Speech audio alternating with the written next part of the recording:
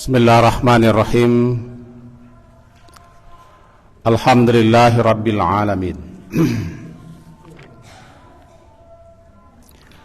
Wa bihi nasta'in ala umurid dunya waddin. Asyhadu an la ilaha illallah, asyhadu anna Muhammadan abduhu wa rasuluh. Allahumma salli ala Muhammad wa ala ali Muhammad. Menyambung kaji kita surat Al-Qamar, surat yang ke-54. Pagi hari ini masuk kepada ayat yang ke-16, halaman 529, ayat yang ke-16 surat ke-54. A'udzubillahi minasyaitonirrajim. Bismillahirrahmanirrahim. Fakaifa kana adabi wa nudhur. Wa laqad yassarna al-Qur'ana lidh-dhikr fahal min muddakir. Kadzabat 'adun fakaifa kana 'adabi wa nudhur. Inna arsalna 'alaihim rihan sarsara.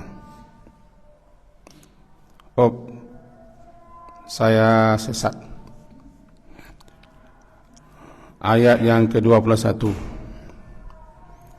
Ayatnya sama ayat yang ke-21,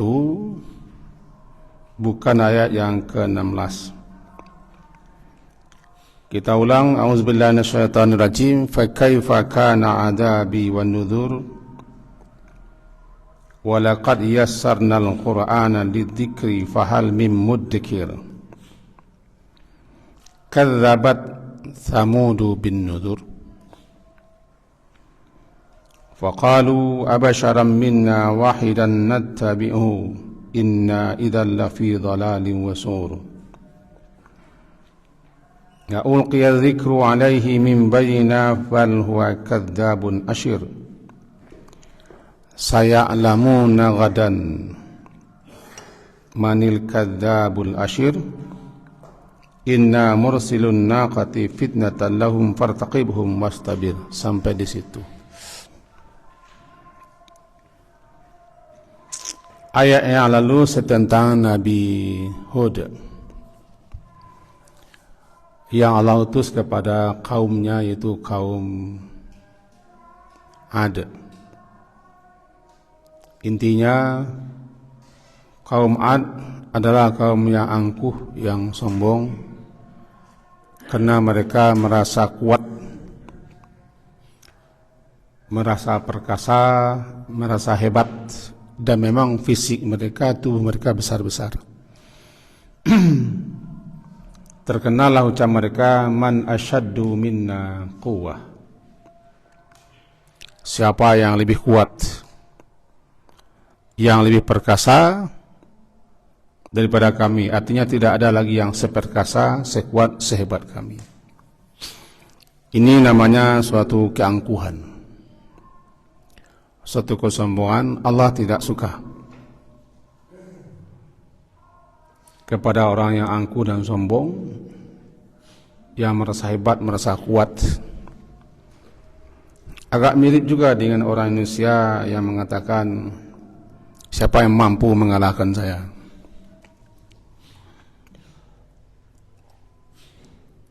Yang kedua, mereka bukan hanya sombong, tapi juga menolak kebenaran, menentang, memusuhi, mengancam, mengintimidasi Nabi mereka, yaitu Nabi Hud. Maka bertemulah dua kesombongan. Kesombongan pertama menolak kebenaran, batrul haqq,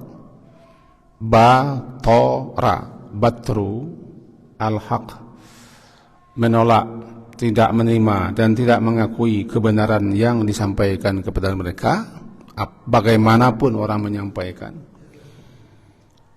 Dan betapapun benarnya yang disampaikan, tapi mereka menolak, mengingkari, menentang, dan memusuhi pembawa kebenaran. Namanya batrul haqq. Ini kesombongan tingkat pertama. Yang kedua, ghamtun nas, melecehkan, meremehkan, mana enteng orang lain, karena merasa diri lebih mulia, lebih kuat, lebih kaya, lebih mampu, lebih berkuasa, dan seterusnya.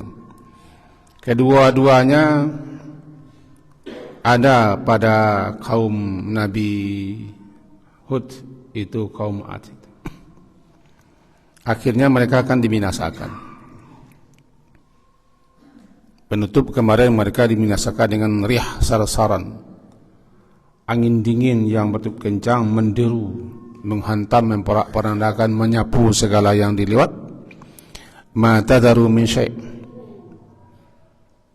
apapun yang mereka lewati tidak ada yang tidak disapunya. Selama 7 malam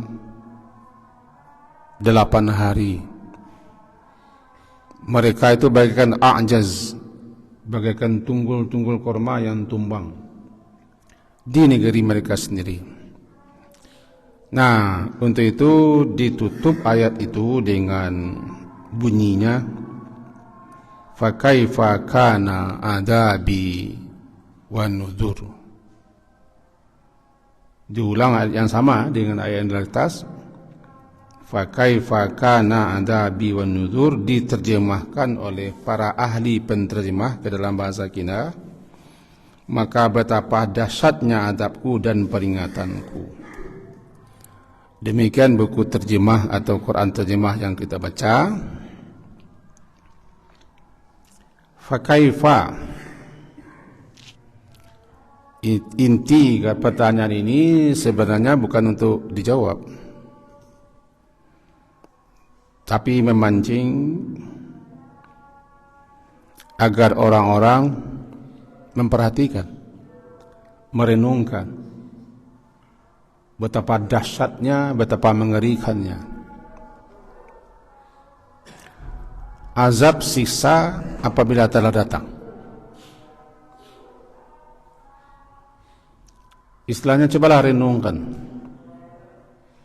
pikirkanlah, bila perlu pergilah ke negeri situ. Kalian akan melihat, akan menyaksikan betapa dahsyatnya. Namanya fakaifa. Kenapa? Kalau angin bertiup 7 malam 8 hari,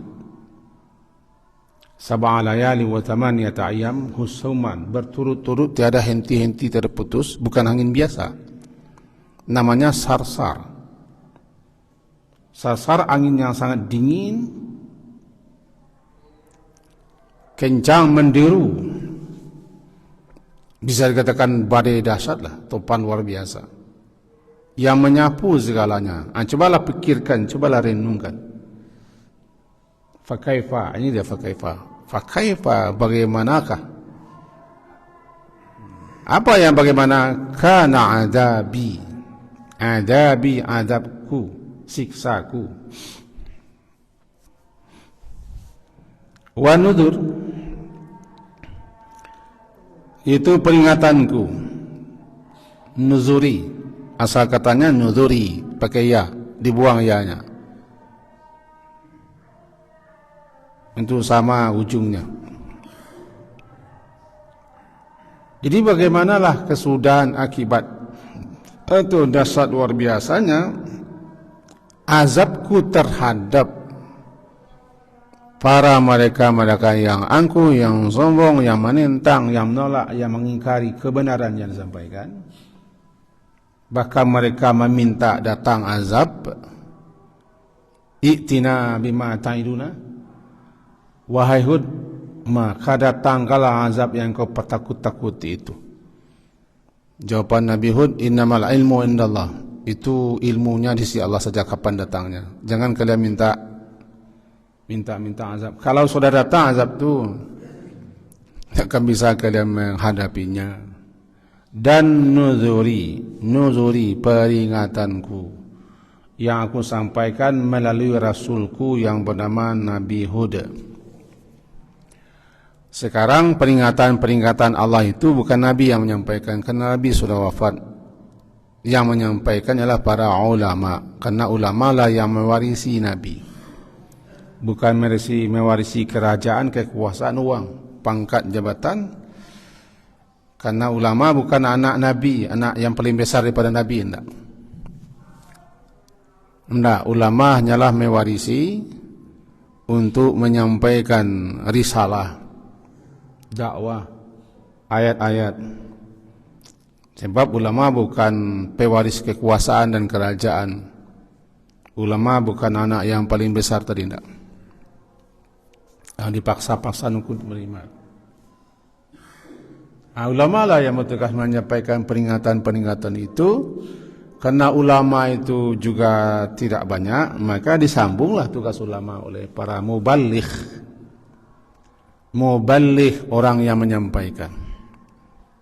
Muballigh atau dai, orang yang berdakwah, orang yang menyeru, orang yang mengajak. Atau penceramah. Ceramah. Benar-benar saya ini penceramah lah. Ceramah-ceramah saja. Ujung-ujung tombak para ulama menyampaikan. Yang penting ujungnya ayat-ayat Allah, peringatan-peringatan Allah yang disampaikan Rasul, sampaikan. Karena Rasul itu diutuskan dua, basyirau wa nadhira. Basyirau wa nadhira. Wa ma arsalnaka illa, tidaklah kami mengutus engkau ya Muhammad kan untuk memberi kabar gembira dan pertakut atau ancaman terhadap siapa? Tentu terhadap siapa yang angkuh, yang sombong. Ingat, tidak satu pun azab, bencana, petaka, siksa ditimpakan kepada satu kaum begitu saja, tidak. Tetapi kepada mereka diutus dulu Rasul. Fir'aun seangkara-angkara orang itu, tapi mereka tidak, Fir'aun tidak disisa. Diutus dulu Nabi Musa. Nabi Musa ditemani oleh Nabi Harun, kan? Walaqad atayna Musal kitaba wa ja'alna ma'ahu Haruna wazira. Nabi Harun. Lama pula berjalan, baru datang siksa. Karena puncaknya dia sudah tidak bisa lagi ditolerir. Tidak ada satu negeri, satu kaum yang datang saja azab begitu saja. Tidak. Terlebih dulu pasti ada pembawa peringatan. Nuzurnya ada pembawa peringatan yang menyampaikan peringatan penjelasan. Itu bukan sekali. Bukan kayak kami ini diundang ceramah situ satu kali, kemudian tidak kesana lagi, tidak. Pembawa peringatan itu ada di situ, hidup di situ, berada di situ, berdialog, berinteraksi dengan masyarakat. Sudah lama. Taruhlah mulai siswa namanya guru. Guru-guru yang tinggal di Solo, berada di lingkungan umatnya, yang selalu menasihati, mengajari, menunjuki, membacakan peringatan-peringatan, itu namanya. Tidak juga sampai ajalnya baru datang itu azab. Kira-kira begitu. Nah, walaqad yassarnal Qur'ana lidzikri fahal min muddakir, diulang. Karena ayat yang sama juga terdapat dalam ayat ke-17. Di ayat yang ke-22 ini diulang lagi. Kata beliau para ulama-ulama kita, diulang-ulang untuk ditanbih. Diulang-ulang hal sama untuk memberikan peringatan dan penegasan serta penekanan agar sadar dan ingat. Namanya ditanbih. Nah, begitulah undang-undangnya. Ringkasnya, idza takarrara taqarrara. Sesuatu kalau diulang-ulang mantap. Takarrara taqarrara.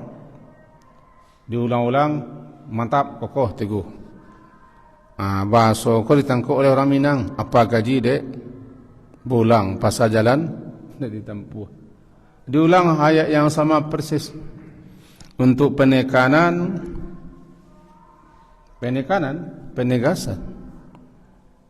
Agar ingat selalu bahasa yassarna, memudahkan kami. Fa'ilnya, pelakunya adalah kami. Kami yang memudahkan. Kalau kami tidak mudahkan, sulit. Jadi walaqad demi sungguh benar-benar ayat yang ke-22 ya. Benar-benar sungguh yassarna. Yassara memudahkan. Jadi memudahkan kami kata Allah. Apa yang kami mudahkan? Al-Quran itu. Kami mudahkan Al-Quran itu lidzikri, untuk mengambil peringatan dan pelajarannya. Lidzikri fahal mim muddakir, maka adakah orang yang mau bersungguh-sungguh muddakir, mengambil pelajaran dan peringatannya. Asal katanya mudzakir. Dalam kaidah bahasa ilmu saraf nanti ada perubahan-perubahan. Kita tidak akan pelajari itu. Intinya mudzakir, orang yang bersungguh-sungguh dan mau untuk mengambil peringatan. Nah, timbul pertanyaan, sudah kami mudahkan Al-Quran itu untuk dibaca, dihafal, dipahami, mudah gampang, tidak sulit. Siapa yang bertekad untuk menghafal Quran dimudahkan, tidak sulit. Yang bertekad, yang bersungguh tanpa kenal pandang umur, karena Allah sudah jamin. Yang penting niatnya ikhlas untuk menghafal, untuk membaca, untuk mempelajari, untuk merenungkan, untuk mendalami petunjuk-petunjuk alam Quran ini. Yassarna, kami mudahkan. Tinggal tekad, kemauan dan niat, mudah, gampang, tidak sulit. Tapi kalau lain tidak, itu banyak alasannya. Istilahnya semudah itu, segampang itu, jangan dipersulit-sulit juga. Al-Quran itu terbuka, terkembang untuk siapa saja. Cuman kalau nanti ada yang kurang paham, kurang jelas, rujuk lagi kepada ulama. Buka lagi kitab-kitab tafsir dan penjelasannya. Karena ada ayat-ayat itu yang perlu penjelasan, perlu penguraian. Perlu betul merujuk kepada kitab-kitab tafsirnya dan penjelasan-penjelasannya. Secara umum dia mudah, yassarna, enggak sulit. Karena sudah jaminan, pakai laqad lagi, laqad. La pertama sungguh, qad juga sungguh. Jadi kalau itu bahasa kitanya benar-benar sungguh-sungguh, sesungguh-sungguhnya. Itu pasti benar-benar sungguh, sesungguh-sungguhnya, sebenar-benarnya kami memudahkan. Nah, ingat kata-kata na itu namanya pelaku. Yang menjadi pelakunya kami, kata Allah. Allah dalam kaedahnya kalau Allah berkami, tanda ada lain, yang lain terlibat. Apa yang terlibat? Ya ada guru. Kalau ingin belajar ada saya gurunya itu. Ada guru yang mau, dia bersungguh-sungguh pula guru untuk mengajar tanpa syarat. Mau saja guru. Ini mudah. Jika mau orang untuk mengajar kita juga mudah. Jadi kalau ada tekad, ada kemauan, kami mudahkan. Kami gampangkan. Dengan gurunya pun ketemu. Tidak sulit. Tidak sulit. Namanya yassarna.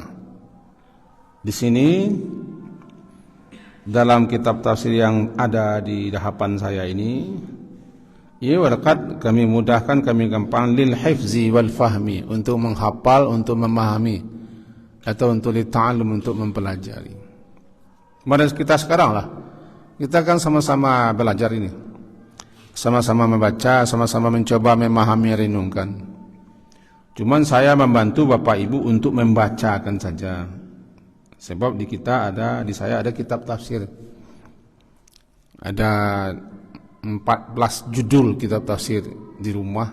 Ya kan saya bantu membacakan saja. Saya bukan ahlinya. Supaya lebih gampang, lebih mudah untuk memahaminya. Karena sebagian kita barangkali ada yang belum tahu bahasanya atau kitab tafsirnya, ya kita tolong bantuannya sama-sama kita. Sama-sama kita mempelajari untuk dapat kita ambil pelajarannya, peringatannya. Kan di sini ada peringatan. Nuzur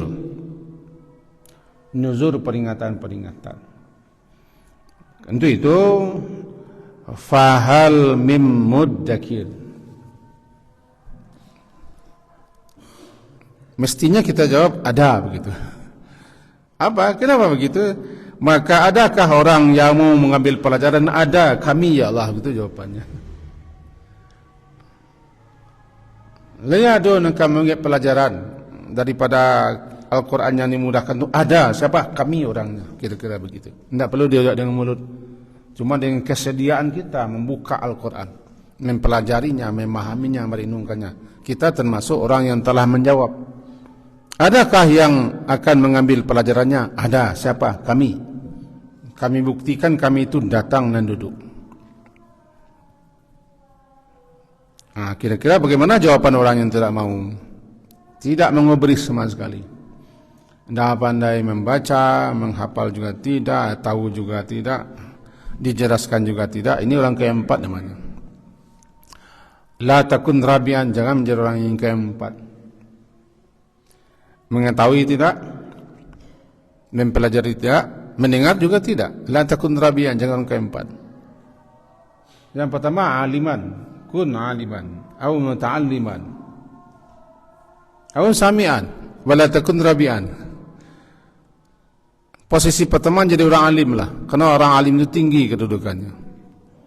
Didoakan oleh para malaikat-malaikat, oleh semut-semut, oleh serangga-serangga, oleh burung-burung, oleh ikan-ikan. Didoakan mereka, karena perjalanan mereka perjalanan untuk memberikan ilmu.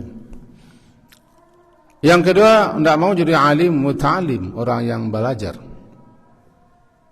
Kedatangan bapak-bapak ke masjid ini atau kemana saja untuk ta'lim itu kedatangan untuk fisabilillah, mati itu mati fisabilillah. Ya, didoakan oleh malaikat.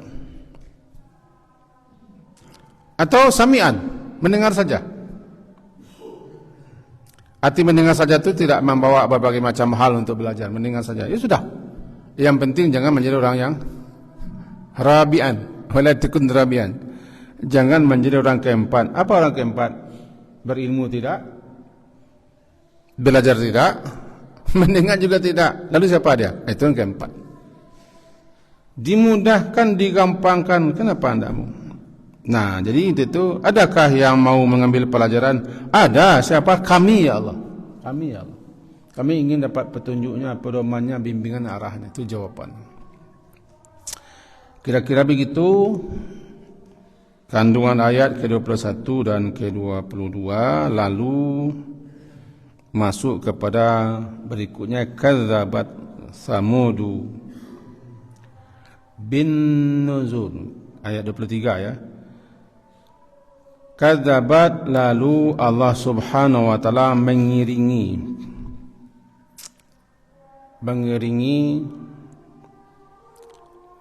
kisah tentang kaum yang lain, namanya kaum Tsamud, masih keturunan Nabi Hud, Nabi Nuh, lewat anaknya Sam ke bawah, namanya kaum Tsamud. Kaum Tsamud menurut ahli sejarah Arab Aribah namanya. Sebelum kedatangan Nabi Ismail musta'ribah ke negeri Makkah, kaum-kaumnya hidup di tanah-tanah Arab sebelumnya Aribah, Arab Aribah. Jadi ada Arab Aribah, ada musta'ribah. Nah, di antara Aribah itu adalah kaum Tsamud, kaum Ad. Kaum Tsamud hidup di negeri Hijir, antara Hijaz dan Syam, dekat Madian, mengarah kepada Teluk Aqabah. Terkenal dengan kota mereka Madain Saleh. Sekarang masih ada Madain Saleh. Madain, kota-kota Nabi Saleh yang diabadikan oleh Allah.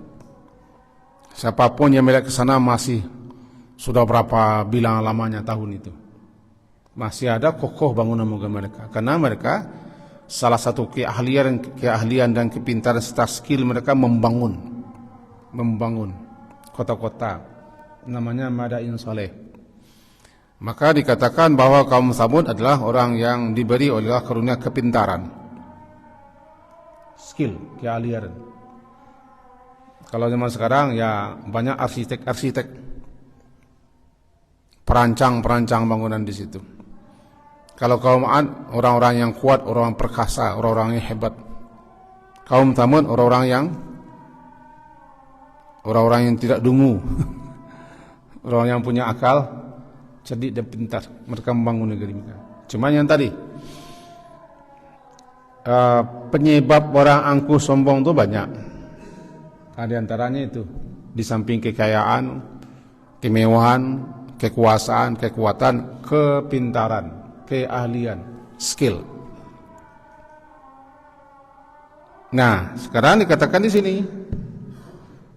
kaum yang lain yang beda dengan kaum Ad, tapi masih tidak berapa jaraknya. Yang juga mereka mendapat azab siksa juga menjadi pelajaran bagi kaum belakangan. Kalau tadi dikatakan kaum Ad begini, sekarang kaum Tsamud. Bunyinya ya itu kadzabat Tsamudu bin nuzur. Kadzabat mendustakan. Saya ulang lagi kata-kata mendustakan. Mendustakan berarti tidak mempercayai, tidak menerima, menolak mengakui kebenaran orang lain, namanya mendustakan. Kalau bahasa orang kampung saya, ndak percaya den, ndak percaya den itu namanya mendustakan. Ndak percaya den keciangku. Bangku ndak percaya, ya mendustakan, namanya kadzaba. Mendustakan informasi, berita atau apa yang disampaikan pihak lain kepada kita, namanya kita kadzaba. Kadzibu atau kadzabna, kami mendustakan, kami tidak percaya. Sekarang apa yang didustakan oleh kaum Tsamud? Kadzabat Tsamud, telah mendustakan kaum Tsamud. Apa yang dustakannya? Peringatan, al-mawaiz, nasihat-nasihat, peringatan, nasihat-nasihat, ajaran-ajaran, petunjuk-petunjuk, bimbingan-bimbingan, arahan-arahan yang disampaikan oleh Nabi mereka, yaitu Nabi Saleh. Nabi Saleh. Kalau bahasa kitanya Saleh, kalau bahasa sana kan Salih. Nabi Saleh, sadnya panjang, lam dan ha, Saleh. Nabi Saleh adalah saudara mereka sendiri, artinya kaum itu mereka sendiri. Allah utus. Nah, kembali kita kepada kaji lampau, tidaklah Allah mengutus seorang rasul melainkan di suatu negeri telah terjadi pengalihan penyembahan kepada selain Allah. Telah terjadi kesyirikan, kekufuran dan kebangkangan demi kebangkangan, kemaksiatan demi kemaksiatan, 4. Tidaklah Allah utus suatu rasul seperti kepada Makkah, Quraisy Makkah, kerana mereka sudah mengalihkan penyembahan, menyimpangkan penyembahan kepada selain Allah, itu kepada berhala dan patung-patung dan apa saja. Dan banyak lahir orang-orang yang angkuh, yang sombong, semena-mena, lalim, otoriter. Kemudian mereka banyak berbuat maksiat. Ini diutus Rasul. Begitu juga yang terjadi kepada kaum Tsamud. Yang kaum Tsamud itu, saya juga belum pernah ke sana, tapi boleh ke sana. Di Madain Saleh. Terkenal Madain Saleh. Ngarah antara Hijaz dan Syam. Lebih arah ke Timur Tengah, di Teluk Aqabah, dekat Teluk Aqabah, Madain Saleh. Di mana tempatnya? Ya, mari kita jalan-jalan ke sana, kan tidak masalah. Charter pesawat cek, pergi sana. Akan nampak kita di mana kota-kota di Saleh. Minimal lihat di internet, ada itu, ada di internet. Mereka hidup di situ, namanya Hijir. Bahkan ada nama surat Al-Hijr, surat ke-15. Kaum Samud tinggal di situ. Subur makmur, negeri mereka. Pintar. Sayangnya mereka begitu, lalu diutus Nabi Saleh. Tidak satu pun orangnya baik di situ. Ini satu-satunya yang mendapat petunjuk adalah Nabi Saleh. Nah, di sini dikatakan faqalu, sambutan kaumnya. Faqalu abasharam minna wahidan. Maka mereka berkata, mereka di sini yaitu mereka kaum Saleh, kaum Samud. Faqalu, maka lalu qalu, berkata mereka itu kaum Samud itu. Tentu saja yang berkata inilah tokoh-tokoh. Orang-orang pinggiran mana ada yang menentang. Yang sulit menerima itu tokoh-tokoh. Orang-orang punya kedudukan. Orang-orang pinggiran paling cepat menerima perubahan. Revolusi sosial itu kan dari bawah. Orang pinggiran, akar rumput. Yang menentang itu orang yang punya, orang dahef, karena mereka takut terusik, terganggu apa yang mereka punya kedudukan, punya pangkat, punya jabatan, punya kekayaan, punya status, tergeser. Biasanya yang meradang, bukan meradang itu orang-orang ini. Sampai sekarang. Orang yang tidak punya kepentingan tenang-tenang saja. Tapi orang yang terusik, terganggu, kekuasaannya, kekuatannya, jabatannya, statusnya, kedudukannya. Nah, inilah yang biasanya mengeluarkan maklumat berbagai macam penentangan-penentangan. Dan sejarah itu berulang terus. Sampai menjalar ke negeri kita sejarah itu. Nah, lihatlah. Bukan kaum Samud, tapi model kaum Samud. Berkata mereka di sini itu bukan semua orang. Bukan semua kaum Samud. Tapi adalah orang-orang yang terganggu, terusik. Mereka yang sombong itu adalah orang seperti ini. Karena mereka hebat, kuat, gagah, perkasa, kaya, berkedudukan, berjabatan, mamaci. Atau mereka sedang berada di lahan basah namanya. Sarang baraianya. Itu yo. Jadi gado-gado tu manjagon ulit bulu namanya.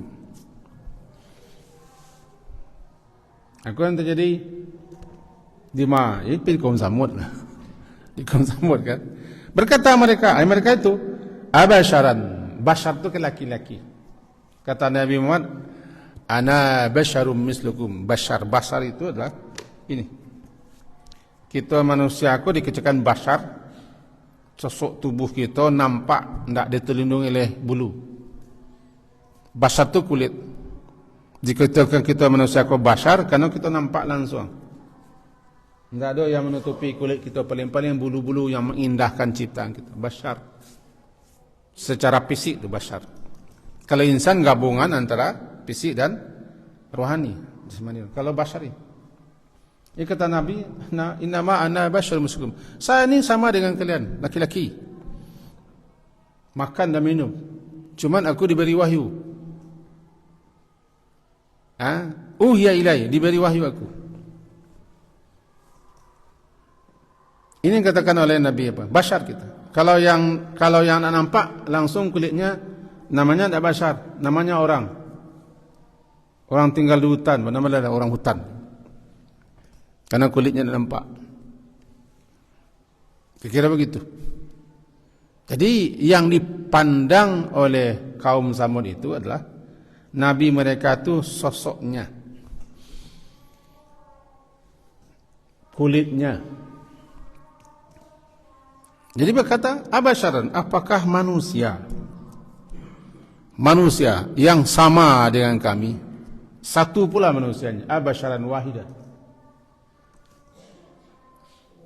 Abasharan wahidan, apakah satu orang manusia daripada antara kami ini, hanya satu manusia yang tidak terpandang, yang tidak punya kedudukan, Jangan nak amacik, jangan nak punya status. Lalunya mengaku-ngaku jadi Nabi. Nattabi'u, kami ikuti dia satu laki-laki. Kami banyak. Kau masalahnya. Kami banyak. Banyak nak hebat-hebat. Banyak nak selatan tiang. Banyak nak kayo-kayo. Banyak nak punya kedudukan. Bahawa kau saleh kalau yo. Di malau kelebihan salehnya laki-laki semua ya waan. Hendaklah terpandang lah. Ini basyar. Tak ada kelebihan aku. Kalau masuk kininya aku tak tamat di mana-mana gitu. Tak tamat di mana-mana, tak punya kedudukan, tak punya apa-apa. Status keturunannya tak darah biru, darah coklat. Umumnya orang yang menolak kebenaran itu cuma lihat fisik tukang sampai, status latar belakang dan begitu. Inilah alasan yang dicari oleh orang yang tidak mau menerima kebenaran. Dia akan cari berbagai macam alasan supaya kebenaran itu tidak diterima mereka. Pertama yang mereka nilai adalah tukang sampai. Tukang sampai itu yang nilainya siapa? Oh, sianu lah jaleh tu orangnya tu. Ndak idangannya orang lah jaleh tu orang tu. Tak tahu benar awak tu. Orang lu menyampaikan kaji lah, nyolah tahu. Tak tahu awak kaji tu, kamu apa kaji ni jaleh tu awak tu. Hebat tu. Orang hanya masih di hati tu kaji tu baru. Tahu itu gaya orang yang tak menerima. Yang mereka nilai pertama kali adalah basyarnya, fisiknya, tampilannya. Tapi tampilan itu perlu, sangat perlu. Kami dulu saya lah dengan kawan-kawan. Sekarang buya-buya kami itu sudah wafat, sudah meninggal. Kuliah di sebelah. Terangamik kau kan. Buya-buya yang dulu ada Buya Malik yang tamat di Mesir, yang lain-lain. Kalian kau tampilan kau perlu je. Sebab yang nilai orang pertama kali lah tongkrongan kau. Jangan pakaian selain peteng saja. Pakai sal, minimal pakai sal. Pakai baju jas, gagah-gagah tampil. Karena yang paling dulu yang cari orang adalah tampilan. Tapi kalau laba isi, beko nak perlu orang tampilannya. Kalau laba isi, latar pandang, beko nak perlu merek lah. Nak merek ke cari orang. Anggap kau jual muki, beko orang kali nasi cari orang. Itu basyar tampil. Sebab orang pertama kali pasti melihat siapa orang kau. Semua ya wan. Saya guru ngaji gini dari Kanada. Oh, Rami tu Kanada, dari Kanada. Dari mana? Dari Korea guru mengaji. Teman Rami. Sama nak betul. Sebab orang pasti ingin tahu siapa sosoknya. Sosok. Nah, kaum Samud begitu. Abasyaran, apakah seseorang basyar, seorang manusia satu wahidan, satu orang manusia sama seperti kami? Tidak pula lebih daripada kami. Dinilai orang. Lalu ujungnya nattabi'uhu, kami akan mengikutinya. Paja galadia pajanya aku itu deh jangan. Kajiwa sampai situnya, orang akan suruh.